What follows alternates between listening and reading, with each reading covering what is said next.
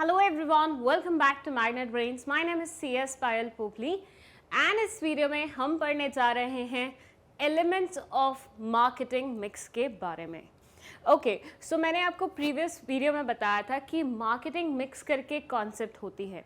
अगर आपने वो नहीं देखी है तो उसका लिंक आपको कमेंट सेक्शन में मिल जाएगा, वो देख लीजिए ताकि आपको ये वाली वीडियो थोड़ी सी अच्छे से समझ में आए। मार्केटिंग मिक्स में बेसिकली 4 एलिमेंट्स होते हैं जिसके बिना मार्केटिंग सिस्टम इनकम्प्लीट होता है। मतलब इनमें से अगर एक भी स्टेप मिसिंग होता है ना तो मार्केटिंग मिक्स कंप्लीट नहीं हो पाता, मार्केटिंग सिस्टम नहीं चल पाएगा, ऐसा मानिए। वो 4 एलिमेंट्स हैं कौन से? Product, price, let me change the marker, product, price, place, physical distribution and promotion. लेकिन ये कैटेगरीज हैं, मतलब इसके अंदर भी सब पार्ट्स आएंगे। वो सब पार्ट्स कौन से हैं? ये देखिए, ये है आपका फाइनल फ्लो चार्ट जो आपको पेपर के लिए याद करना है और बहुत अच्छे से समझना भी है। ऐसे मान के चलिए कि आने वाली 5 से 6 वीडियोस का कंटेंट दिया हुआ है यहाँ पे।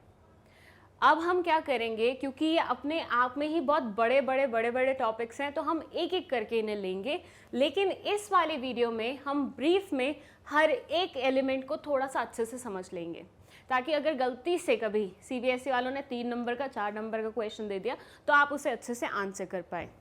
So let's begin with this product.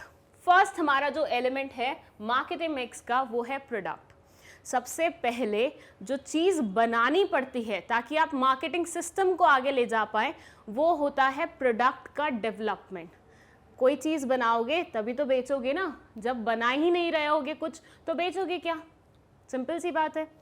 तो प्रोडक्ट में आपको किस किस चीज़ का ध्यान रखना पड़ता है वो यहाँ पे लिखा हुआ है। फर्स्ट इज प्रोडक्ट मिक्स, जिसमें आपको टाइप्स ऑफ प्रोडक्ट्स के बारे में पढ़ना पड़ेगा। कंज्यूमर प्रोडक्ट्स होते हैं, इंडस्ट्रियल प्रोडक्ट्स होते हैं, उनकी सब कैटेगरीज होती हैं, वो सारी चीज़ें आपको इस पर्टिकुलर टॉपिक के अंडर पढ़नी पड़ेंगी। फिर आता है हमारा ब्रांडिंग। ये बोलते हैं कि भैया आप अगर कोई चीज़ बनाते हो तो उस पर ब्रांड भी तो लगाओगे अपना, तभी तो बिकेगी मार्केट में, तभी तो लोग उस पर ट्रस्ट कर पाएंगे, तभी तो उन्हें लगेगा उनके हाथ में अच्छा प्रोडक्ट आ रहा है। तो ब्रांडिंग में क्या क्या होता है, किन किन चीज़ों का ध्यान देना पड़ता है ब्रांड नेम फिक्स करने से पहले, क्या क्या चीज़ें लगती हैं ब्रांड बनाते टाइम पे या फिक्स करते टाइम पे, वो सारी चीज़ें और इसके एडवांटेजेस क्या होते हैं वो भी आपको यहाँ पे पढ़ने को मिलेंगे। Then there is packaging. कभी कोई चीज़ को ऐसे खुले में बिकते हुए देखा है?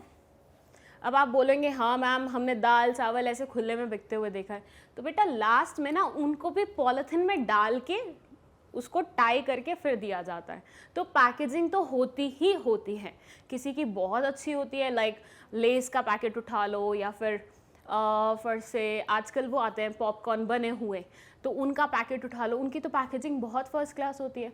एट द सेम टाइम कुछ ऐसी भी आइटम्स होती है जिनकी पैकेजिंग बहुत बेसिक होती है, एक ट्रांसपेरेंट सी पॉलिथीन होती है, उसके अंदर सामान डाल दिया जाता है। तो वो सारे पैकेजिंग के एलिमेंट्स, पैकेजिंग होती कैसे है, क्यों ज़रूरी होती है, क्या फ़र्क पड़ता है पैकेजिंग करने से, किस तरह से ये आइटम को प्रोटेक्ट करती है, वो सारी की सारी चीज़ें आप इस वाले पोर्शन में पढ़ेंगे। देन है लेबलिंग। टूथपेस्ट लिया मैंने कोलगेट, एक वाइट कलर की ट्यूब में मैंने पूरा कोलगेट डाल दिया। अब लोगों को पता भी तो चलना चाहिए कि इस वाइट कलर की जो पेस्ट है उसके ट्यूब है उसके अंदर टूथपेस्ट ही है कोलगेट वाला, तो मुझे ऊपर कोलगेट का लेबल लगाना पड़ेगा कि नहीं लगाना पड़ेगा? लगाना पड़ेगा। तो लेबलिंग के टाइम पे किन किन चीज़ों का ध्यान रखा जाता है, लेबलिंग क्यों की जाती है, इसके एडवांटेजेस क्या होते हैं, वो सारे के सारे आप लेबलिंग में पढ़ेंगे। चलिए, इतना तो सिर्फ और सिर्फ आप पढ़ेंगे प्रोडक्ट मिक्स में, और प्रोडक्ट में, ठीक है, प्रोडक्ट एलिमेंट में। प्रोडक्ट एलिमेंट के अंदर प्रोडक्ट मिक्स करके एक चीज़ है, ठीक है, याद रखिएगा। फिर आ जाते हैं हम सेकेंड एलिमेंट पे। सेकेंड एलिमेंट क्या है? प्राइस। अब आपने कोई प्रोडक्ट बनाया है, बहुत बढ़िया, बहुत अच्छा किया बना के, उस प्रोडक्ट का कुछ प्राइस भी तो फिक्स करोगे। उस प्रोडक्ट को जब बेचोगे तो प्राइस भी तो कुछ ना कुछ आपको बोलना पड़ेगा ना। ये थोड़ी ना करोगे कि ये ले लो, मैंने अभी तक प्राइस सोचा नहीं है, कल सोच के बताऊंगा। या फिर ले जाओ, मेरे को पता नहीं है इसका कोई प्राइस होना भी चाहिए कि नहीं। ऐसा थोड़ी ना करते भाई, दुकान खोली है आपने, आपको प्रॉफिट कमाना है, ऐसे थोड़ी ना आप फ्री फंड में कुछ भी बांटते रहोगे। तो ऐसे टाइम पे आपको प्राइस भी फिक्स करना पड़ता है किसी भी प्रोडक्ट का जो आप बना रहे होते हैं। फिर इसमें आप क्या पढ़ेंगे, फैक्टर्स डिटर्मिनिंग द प्राइस। मतलब जब आप सोचते हैं कि यार इस चीज़ का प्राइस क्या होना चाहिए, फर्स्ट मैं ये बोलती हूँ पेन है, इस पेन का प्राइस क्या होना चाहिए, तो वो कौन कौन से फैक्टर्स होंगे जिनके बेसिस पे मैं डिसाइड करूंगी कि इसका प्राइस क्या हो सकता है। लाइक इसमें कितने रॉ मटेरियल्स लगे हैं, उनकी कॉस्टिंग क्या थी, मार्केट में कॉम्पिटिटर्स का प्राइस क्या है, या फिर इसके अंदर जो मटेरियल लगा है वो कितना देर तक चलने वाला है, जितनी देर तक चलेगा उसको उतना ही ज़्यादा हाई प्राइस वे में रखेंगे। देखा है ना, वो 2 रुपए वाले पेन आते हैं तो वो बहुत ही कम पीरियड के लिए चलते हैं, लेकिन वो जो 60-70 रुपए के पेन आते हैं वो बहुत लंबा चलते हैं, और बेचते वक्त भी वो लोग बोलते हैं कि ये लंबा चलेगा। तो दैट मीन्स जितना ड्यूरेबल प्रोडक्ट होगा उतनी ही उसकी कॉस्ट बढ़ जाएगी। सो ये सारे फैक्टर्स प्राइस किन बेसिस पे डिसाइड होता है वो हम पढ़ेंगे इस पर्टिकुलर एलिमेंट के अंदर। चलिए नेक्स्ट है प्लेस। आप रहते हैं कैलकाटा में, आपने फैक्ट्री लगाई उड़ीसा में, पर आपको गुड्स डिलीवर करने हैं मुंबई में। खुद कहाँ रहते हो, कैलकाटा में आई गेस, है ना।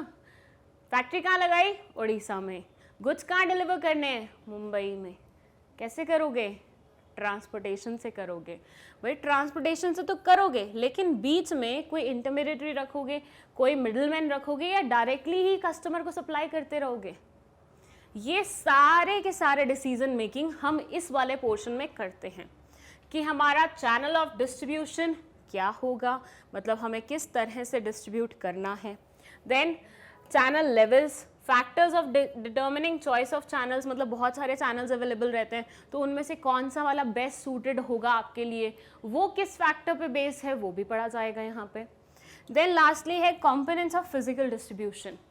फिजिकल डिस्ट्रीब्यूशन के क्या क्या कंपोनेंट्स होते हैं, क्या क्या उसके बीच में रिक्वायरमेंट्स होती हैं, वो सब की सब चीज़ें हम इस वाले एलिमेंट में कंप्लीट करने वाले हैं।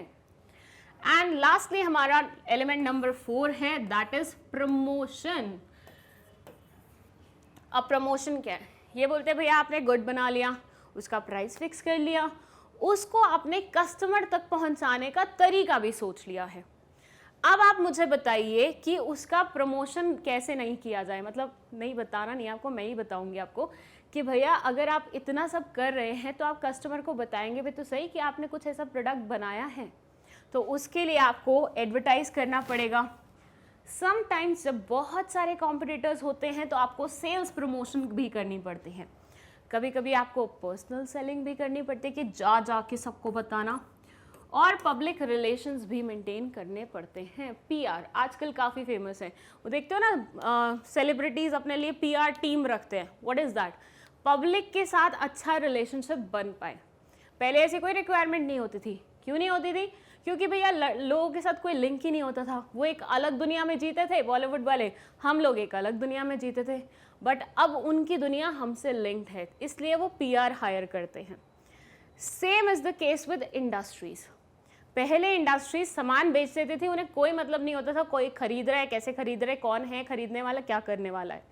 लेकिन जब से उन्हें समझ में आया कि अगर आपको अपनी सेल्स बढ़ानी है तो आपको लोगों से, पब्लिक के साथ एक अच्छा रिलेशनशिप मेंटेन करना पड़ेगा। जितना ज़्यादा गुडविल आप पब्लिक की नज़र में गेन करेंगे उतना ज़्यादा आपको प्रोडक्ट बिकेगा। So as a result of which आपने फोकस करना शुरू किया पब्लिक रिलेशनशिप पे, मतलब लोगों के साथ एक लिंक बिठा के रखना, एक कॉन्टैक्ट बिठा के रखना। सो ये सारी चीज़ें आप प्रमोशन वाले एलिमेंट में पढ़ोगे। अब ये सब पढ़ना एग्जामिनेशन के लिए तो इम्पॉर्टेंट है ही है, क्योंकि इसमें से काफ़ी सारे क्वेश्चन आते हैं। मैंने शायद आपको लास्ट वीडियो में बताया भी था कि मेरी टीचर ने ये वाला टॉपिक तो ऐसे मतलब बहुत ही ज़्यादा अच्छे वे में पढ़ाया था, बोलते हुए कि इससे 2 से 3 क्वेश्चन तो पक्का आएंगे। मैं आपको नहीं बोल रही 2 से 3 क्वेश्चन आएंगे, लेकिन एक तो गारंटेड आएगा, लिख के ले लो।